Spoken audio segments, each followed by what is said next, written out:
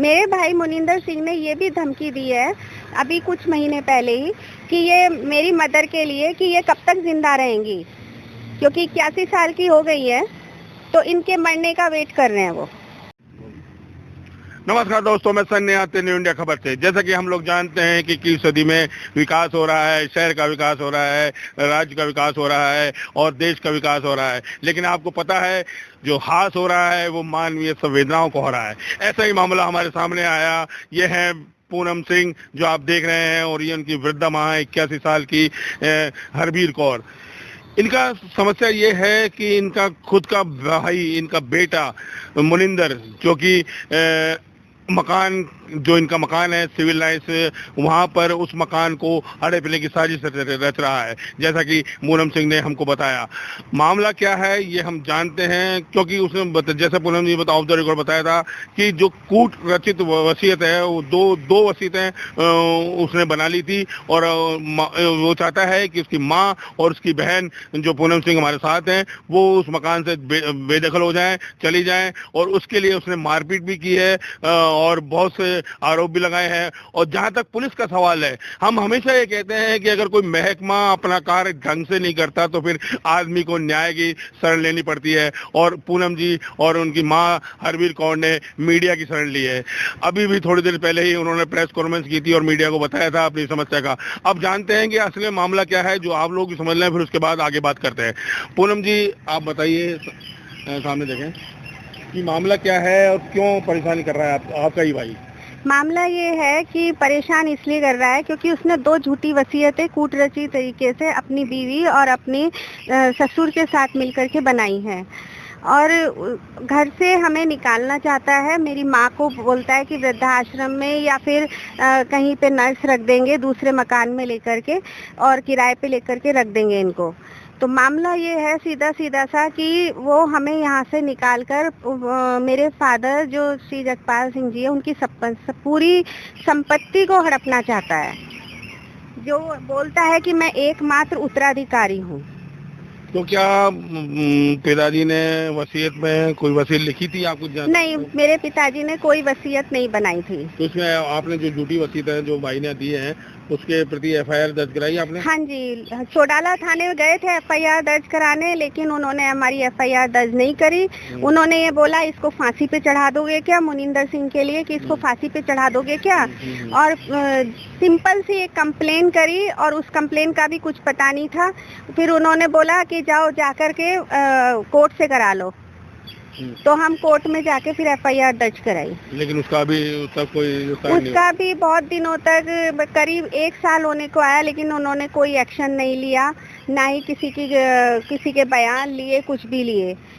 आइए पहले उनकी जो जगपाल सिंह जी इनके पिताजी थे, उनकी पत्नी से बात करते हैं, जो हमारे साथ हैं, जो बीमार हैं, वृद्धा है, 81 साल की है।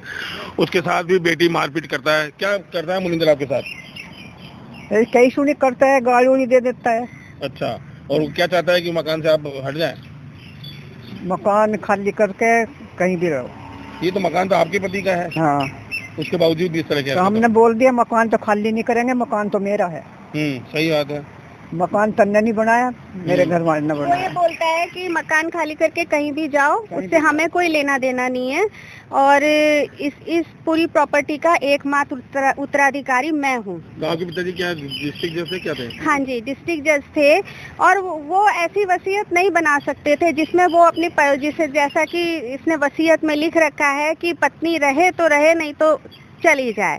देखिए, ये जो मामला आपके सामने आया है ये उस व्यक्ति का है जो अब इस दुनिया में नहीं है।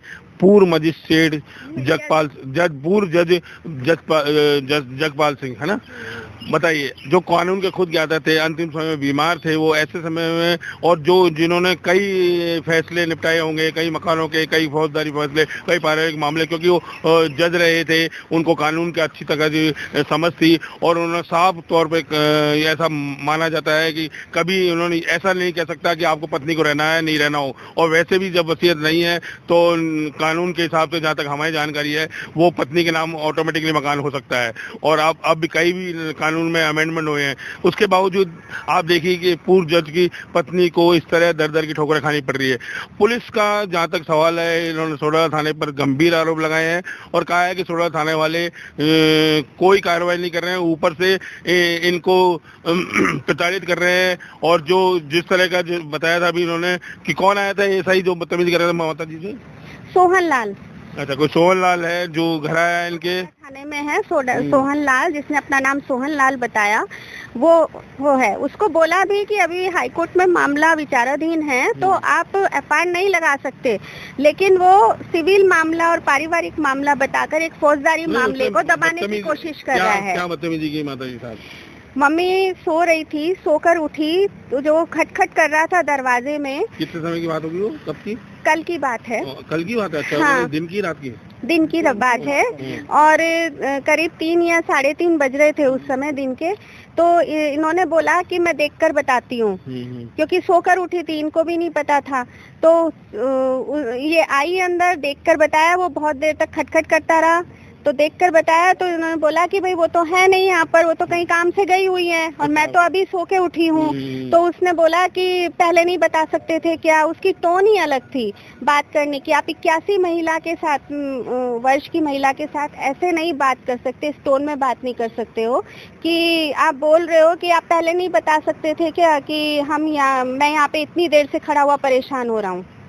देखिए, पुलिस का जो टैगलाइन है कि आम जन विश्वास और अपराधियों खौफ, लेकिन अगर इस तरह की जिस तरह के आरोप लग रहे हैं, गंभीर आरोप मिलीभगत के, कारण उसका ये भी है कि जो एफआईआर थी उस पर कोई प्रकरण पे ठीक ढंग से कार्य नहीं किया गया या मेहनत नहीं की गई। हो सकता है, ठीक है, उनकी जिम्मेदारियां अलग है, उनके पास काम भी अलग है, लेकिन जो मामला था, क्योंकि जो एफएसएल की रिपोर्ट के लिए कमिश्नर ने भी लिख दिया था कि भाई आप साइन जो उनके दस्तखत हैं वसीयत पे, वो जांच के लिए जो जैसा कि उन्होंने एफआईआर दर्ज कराई थी, उस जांच में कहाँ से लिए जा सकते हैं, लेकिन उन्हें लगता है कि वो शायद कुर्सी से बाहर, एसी से बाहर बैठकर पुलिस वाले अब काम नहीं करना चाहते। जो साइन है पिताजी के, उनके जो पूर्व डॉक्यूमेंट्स है उनसे तो लिए जा सकते थे, आसानी से मिल भी सकते थे, क्योंकि हमने भी मेहनत करी है, हम भी गए हैं जगह जगह पे, साइन उनके कलेक्ट किए हैं हमने भी, लेकिन उन्होंने कहीं भी नहीं गए, अपने आप ही लिख रहे हैं। और हाँ, LIC हुआ, बैंक डॉक्यूमेंट्स हुए, गैस के डॉक्यूमेंट्स हुए, उनके कोर्ट के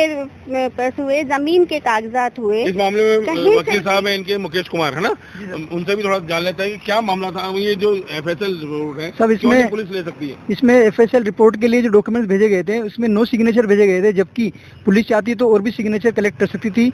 और उनकी खुद की रिपोर्ट में कहा गया था कि कागज कहाँ से लिए जा सकते हैं, लेकिन उनको प्रमाणित कागज लेने के लिए बोला था तो वो ले सकते थे। जो कागज इन्होंने पूनम जी ने मेहनत करके निकलवाए हैं वो निकलवा सकते थे। और पुलिस ने जो डॉक्यूमेंट पेश किए उसके आधार पर जो रिपोर्ट आई है FSL की, वो स्पष्ट रिपोर्ट है कि हम कोई ओपिनियन नहीं दे सकते, ऐसी आधार पर कोई FIR नहीं पेश की जा सकती। मेरा निवेदन है, हाईकोर्ट में मामला चल रहा है, जब तक ये हाईकोर्ट में मामला चल रहा है इसमें कोई FIR पेश नहीं की जाए। ये वकील साहब FIR की बात कर रहे हैं, सही बात है, जहाँ से डॉक्यूमेंट लिए जा सकते थे, आसानी से लिए जा सकते थे। ऐसा भी क्या है कि जो काम है आपका, जिसकी सरकार आपको तनख्वाह देती है, वेतन देती है, तो उसके बारे में उसका काम तो करना ही पड़ेगा ना। और ये भी समय नहीं है, कल की तरह काफी लिंगर ऑन हो गया है मैटर, बहुत पुराना मामला है, उसके बावजूद अभी तक नहीं कर रहे हैं। आप बताए, जैसे FIR की बात कर रहे हैं, तो पुलिस वाले ने आपको कुछ कहा था ना, बता दीजिए आप, मैसेज दिया, और वो क्या था? मैसेज दिया था कल की तारीख में मैसेज दिया था कि मैं FIR लगा रहा हूँ। अच्छा, कोर्ट में पेश परसों दिया था, कल की तारीख में नहीं, परसों मैसेज आया था कि मैं FIR लगा रहा हूँ। अच्छा, फोन आ जाना, अगर आप नहीं आओगे तो हम वहाँ पे कोर्ट से निवेदन करेंगे कि इसमें FIR लगा दी जाए। अच्छा। ये सीधे इस मामले को, इससे ये समझा जा सकता है कि सीधे इस मामले को दबाने की कोशिश की जा रही है जानबूझकर।